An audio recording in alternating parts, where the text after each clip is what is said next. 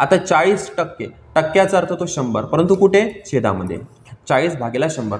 चा ची चे याच्या आधीच्या व्हिडिओमध्ये मी तुम्हाला सांगितलंय की चा ची चे याचा अर्थ होतो गुणाकार, लिहिला गुणाकार.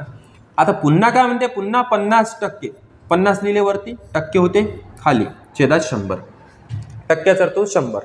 आता काय होते, यांचा आहे भागाकार, यांचा आहे भागाकार, यांचा आहे गुणाकार, यांचा आहे गुणाकार, फक्त समोरासमोर गुणाकार, बाकी सर्व ठिकाणी भागाकार. आणि काय होते, भागाकारात शून्य कटतात. इथला एक शून्य कटला, इथला एक शून्य कटला. ओके, इथला एक शून्य कटला, इथला एक शून्य कटला. ठीक आहे. आता करू समोरासमोर गुणाकार, यांचा आहे गुणाकार, 4 गुणला 5, 4 पंचे 20, 4 पंचे 20. त्यानंतर यांचा गुणाकार, 10 10 100. ठीक आहे. ओके, 10 10 100. ठीक आहे. ओके, झालं. वरती आहे 20, खाली आहे 100.